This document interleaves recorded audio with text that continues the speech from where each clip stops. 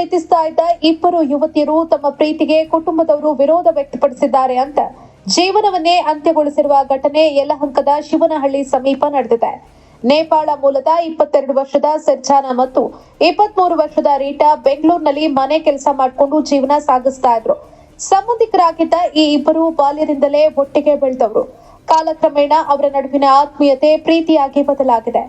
ಆದ್ರೆ ಅವರ ಈ ಸಂಬಂಧವನ್ನ ಸಮಾಜ ಮತ್ತು ಕುಟುಂಬ ಒಪ್ಪಿಕೊಳ್ಳೋದಿಲ್ಲ ಅಂತ ಸಾವಿನ ದಾರಿ ಹಿಡಿದಿದ್ದಾರೆ. ಸರ್ಜಾನಾ ಮತ್ತು ರೀಟಾ ಬೆಂಗಳೂರಿನಲ್ಲಿ ಇಬ್ಬರು ಬೇರೆ ಬೇರೆ ಕಡೆಗಳಲ್ಲಿ ವಾಸವಾಗಿದ್ರು. ವಾರದಲ್ಲಿ ಕೆಲವೇ ದಿನ ಭೇಟಿಯಾಗೋದಕ್ಕೆ ಸಾಧ್ಯವಾಗ್ತಾ ಇತ್ತು. ಒಟ್ಟಿಗೆ ಬದುಕಬೇಕು ಅನ್ನೋ ಆಸೆ ಇದ್ರೂ ಪರಿಸ್ಥಿತಿ ಅದಕ್ಕೆ ಅವಕಾಶ ನೀಡ್ತಾ ಇರಲಿಲ್ಲ. ಇದರ ನಡುವೆ ಕುಟುಂಬದವರು ಮದುವೆಯ ಬಗ್ಗೆ ಮಾತುಕತೆ ಆರಂಭಿಸಿದ್ರಿಂದ ಇಬ್ಬರು ಇನ್ನಷ್ಟು ಮಾನಸಿಕ ಒತ್ತಡಕ್ಕೆ ಒಳಗಾಗಿದ್ರು ಎನ್ನಲಾಗಿದೆ. ಘಟನೆ ನಡೆದ ದಿನ ಬೆಳಗ್ಗೆ ಇಬ್ಬರು ಹೊರಗೆ ಹೋಗಿ ಸಂಜೆ ಹಿಂದಿರುಗುವುದಾಗಿ ಮನೆಯವರಿಗೆ ತಿಳಿಸಿದ್ರು. ಆದ್ರೆ ಅವರು ಯಲಹಂಕದ ಶಿವನಹಳ್ಳಿ ಸಮೀಪದ ನಿರ್ಜನ ಪ್ರದೇಶಕ್ಕೆ ತೆರಳಿದ್ರು.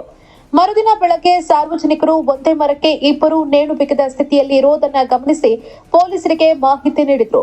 ಸ್ಥಳಕ್ಕೆ ಆಗಮಿಸಿದ ಪೊಲೀಸರು ಹಾಗೂ ಫೋರೆನ್ಸಿಕ್ ತಂಡ ಪರಿಶೀಲನೆ ನಡೆಸಿ ಪ್ರಕರಣ ದಾಖಲಿಸಿಕೊಂಡಿತು. ಆರಂಭದಲ್ಲಿ ಯಾವುದೇ ಡೆತ್ ನೋಟ್ ಪತ್ತೆಯಾಗದ ಕಾರಣ ಹಲವು ಅನುಮಾನಗಳು ಮೂಡಿದ್ರು. ತನಿಖೆಯಲ್ಲಿ ಇಬ್ಬರು ಪ್ರೀತಿಸ್ತಾ ಇದ್ರು ಅನ್ನೋ ಮಾಹಿತಿ ಹೊರಬಂದಿದೆ.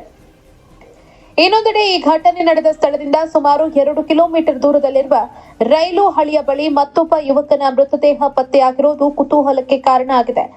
ಆದ್ರೆ ಈ ಎರಡೂ ಘಟನೆಗಳ ನಡುವೆ ಯಾವುದೇ ಸಂಬಂಧವಿದೆಯಾ ಅನ್ನೋ ಬಗ್ಗೆ ಇನ್ನೂ ಸ್ಪಷ್ಟವಾಗಿಲ್ಲ. ಈ ಕುರಿತು ಪೊಲೀಸರು ತನಿಖೆಯನ್ನ ಮುಂದುವರೆಸಿದ್ದಾರೆ. ಪೊಲೀಸರ ಮಾಹಿತಿ ಪ್ರಕಾರ ಸರ್ಜಾನಾ ಮತ್ತು ರೀಟಾ ಬಾಲ್ಯದಿಂದಲೇ ಒಟ್ಟಿಗೆ ಬೆಳೆದವರು. ನೇಪಾಳದಲ್ಲಿ ಅವರ ಆತ್ಮೀಯತೆ ಬಗ್ಗೆ ಜನರು ಮಾತನಾಡ್ತಾ ಇದ್ದ ಹಿನ್ನೆಲೆ ಸಂಬಂಧಿಕರು ಅವರನ್ನ ಬೆಂಗಳೂರಿಗೆ ಕರೆತಂದಿದ್ರು. ಆದ್ರೆ ಸ್ಥಳ ಬದಲಾದ್ರೂ ಅವರ ಜೀವನದ ಸಮಸ್ಯೆಗಳು ಬದಲಾಗಿಲ್ಲ. ಒಟ್ಟಿಗೆ ಬದುಕುವ ಕನಸು ಇದ್ರೂ ಸಾಮಾಜಿಕ ಒತ್ತಡ ಮತ್ತು ಭವಿಷ್ಯದ ಅನಿಶ್ಚಿತತೆ ಅವರನ್ನ ಮಾನಸಿಕವಾಗಿ ಕುಗ್ಗಿಸಿತ್ತು ಅಂತ ಹೇಳಲಾಗ್ತಾ ಇದೆ. ಈ ಘಟನೆ ಕೇವಲ ಇಬ್ಬರು ಯುವತಿಯರ ಸಾವಿನ ಕಥೆಯಲ್ಲ. ಸಮಾಜದಲ್ಲಿ ಇನ್ನೂ ಭಿನ್ನವಾದ ಸಂಬಂಧಗಳ ಬಗ್ಗೆ ಇರುವ ಅಸಹಿಷ್ಣುತೆ, ಮಾನಸಿಕ ಆರೋಗ್ಯದ ಬಗ್ಗೆ ಅರಿವಿನ ಕೊರತೆ ಮತ್ತು ಕುಟುಂಬದೊಳಗಿನ ಮುಕ್ತ ಸಂವಾದದ ಅಗತ್ಯವನ್ನ ನೆನಪಿಸುತ್ತದೆ.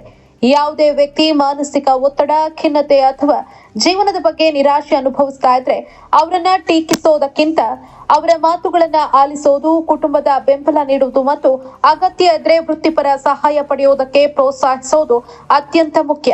ಪ್ರತಿಯೊಂದು ಜೀವವೂ ಅಮೂಲ್ಯ. ಸಮಸ್ಯೆ ಎಷ್ಟೇ ದೊಡ್ಡದಾಗಿದ್ರೂ ಅದರ ಪರಿಹಾರ ಆತ್ಮಹತ್ಯೆ ಅಲ್ಲ.